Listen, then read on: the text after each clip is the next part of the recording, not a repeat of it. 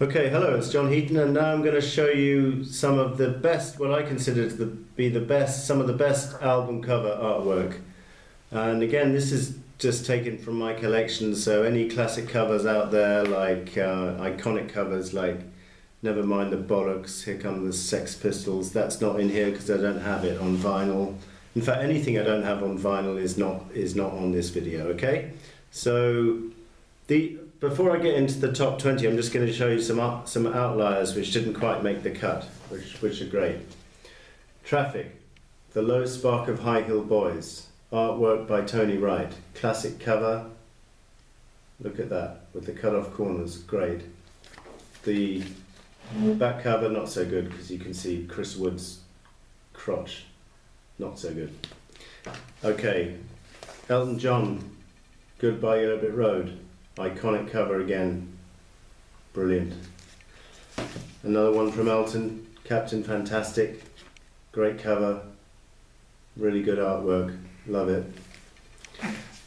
The Ruttles, famous album from 1978, including famous albums Let It Rot, Tragical History Tour, good stuff, love this cover. From Abba, Voulez-Vous, really nice cover from 1979. I won't talk about the music, but the cover is great. And the 1976 album, Arrival. Actually, I prefer the inner sleeve of Arrival. And this picture's kind of got lost because it wasn't even included in the CD reissue. This, to me, should have been the front cover. It's a great picture. The girl's looking great there. Okay. Supertramp, Even in the Quietest Moments, great cover. Supertramp came up with at least 4 or 5 great covers, one of which is going to feature in my top 20, as you'll see. This is another great one with the piano, and on the back cover, Cracked. Another one from Supertramp, Crime of the Century, great design, love it.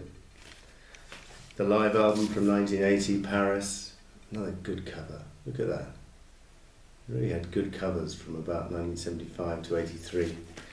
Breakfast in America, this was very nearly made the top 20, but only allowed to include one from each artist. So this is, instead of the Statue of Liberty, you've got this waitress with the orange juice, and instead of Manhattan, you've got the coffee cups and stuff. It's really clever, I love this cover. Okay, a few Beatles covers which didn't make the cut. Rubber Soul from 1965, great cover. Let It Be from 1970, another really iconic cover. The Red Album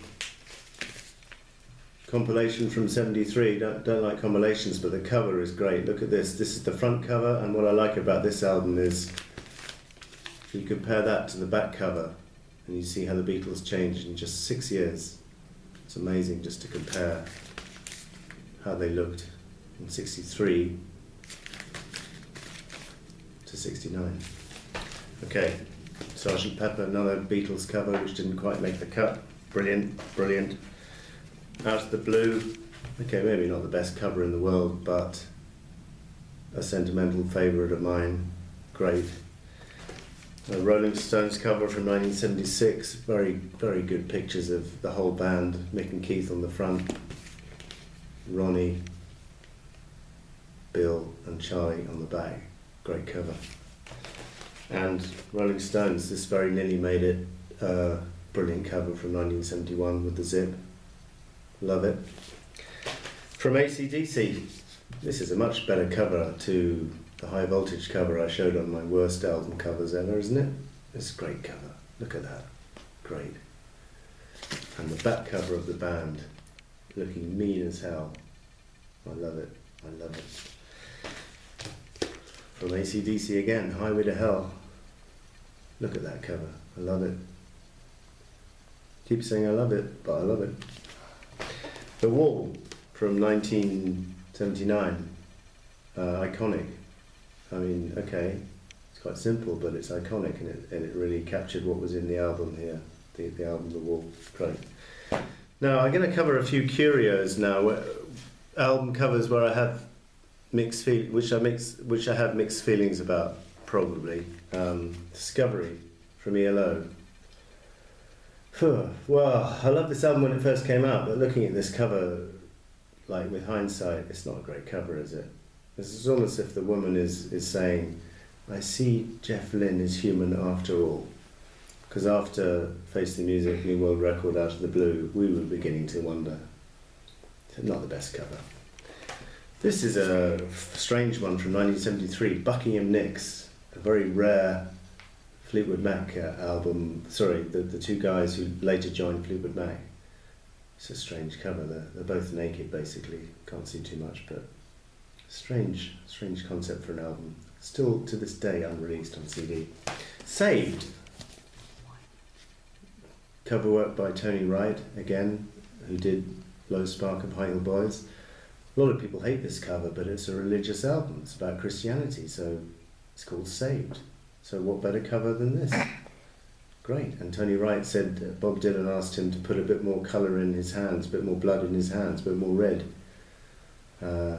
It's a good picture. I love it.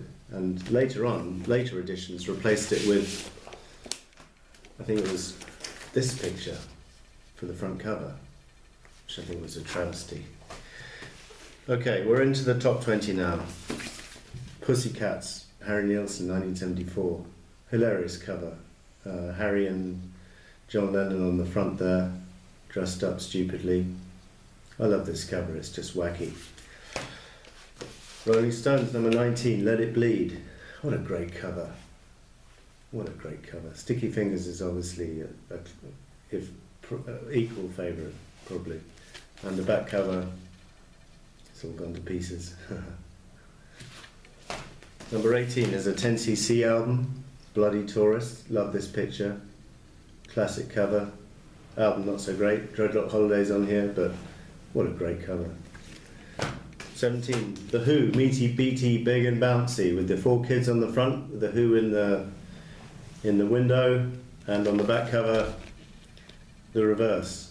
I thought this was really amusing. I love this album cover, it's great.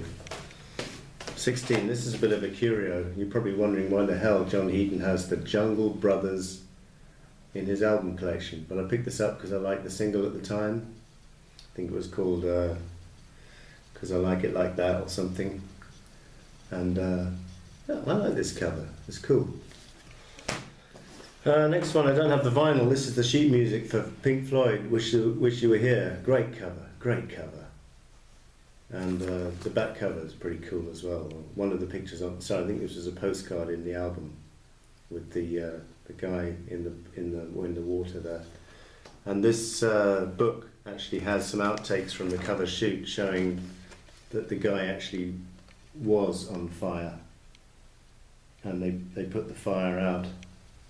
So I love that cover. And I love the Animals cover as well, by the way. Next up is Joe Walsh, but Seriously Folks, which is an album from 1978, I think. Had the single Life's Been Good to Me So Far. Brilliant cover of him underwater. Back cover, great. This is probably my favourite Bob Dylan cover, Street Legal, just because he manages to look so normal. Just a normal guy looking down the street. I love this album anyway, but I also love the cover. Also love Desire as well. So there's a tie between Desire and this one, which I put in the top 20, but this is great. This one is Badfinger, and just look at this 70s dress. I mean, look at them. Not afraid of the hairstyles or their dress sense, because this was 1972 when it was trendy to dress like this, believe it or not, and I love it. Pete Ham, Tom Evans, Joey Molland, Mike Gibbons, great band. I'm going to do videos on them later. That's a great cover, I love it. Eric Clapton from 1978, Backless. This is a great cover. Look at the gatefold. This encapsulates what's on this album. This is a really warm album, and look at the cover. It's very warm colours, beautiful picture. He's even got a West Bromwich Albion football scarf here, which is kind of interesting. ELO, probably my favourite cover of theirs, New World Record from 1976. I love it. Abba, greatest hits, iconic. Look at that. Just takes you back, doesn't it? The back cover, they're kissing. Huh? It's a bit cheesy, but then Abba was cheesy in the good sense of the word. Next one up, the Wombling songs. It's not a joke. The Wombles are from Wimbledon. I'm from Wimbledon. I love this cover. And these are the puppets drawn by Ivor Wood, as featured in the TV series. It's a great cover, and it's a pretty good album as well. Okay, we're into the top few now. I think we're into the top 5. Elton John's Greatest Hits Volume 2. And here he is, playing cricket on the front. And even if you don't know much about cricket, you'll probably guess that what's happened on the back is not good news. But this is very amusing. I love it. Good sense of humour, Elton. Thank you. Next up is Band on the Run. This is the best solo Beatles album cover for me. This is great. Some of the characters not too well known in the US, but some well-known faces on there. Apart from Paul, Linda and Denny, you've got James Coburn, Christopher Lee, and John Conte, Michael Parkinson. Some pretty famous names of the time there, and what a great cover. And on the back, the three of them as fugitives. And this album was recorded in Nigeria, so they really were a band on the run. The rest of the band had actually left just before it was recorded, so that made them even more of a band on the run. Next up, great favourite of mine, AC/DC. If you want blood, you've got it. And doesn't this cover just depict that beautifully? Look at Angus, bleeding to death. It's great, and it's a good album, by the way. And the back cover, dead on the ground. Okay, next up, number 3. I'm going to show you my print, which Tony Wright sent to me. He's the artist behind this superb album cover from Steve Woodland, 1980. It's a great cover. It really is iconic. I love it. Number 3, Ark of a Diver. Number 2, the classic, iconic image of the Beatles walking across the road. And what's amazing about this is it's an impromptu album cover. They had originally planned to go to Mount Everest and film an exotic location sequence, and then Paul said, oh, let's just step out the studio and walk over to the zebra crossing, and that's exactly what they did. Little did they know that this album would probably become the most famous album cover of all time, with the possible exception of Sgt. Pepper. And it's so damn effortless. I love it. And also, you know, the Beatles were not to meet again too much after this. August the 22nd, 69 was their last photo shoot. This was August the 8th, 69, so it's pretty close to the end. But great cover, great album as well. Number 1, Supertramp, Crisis, What Crisis.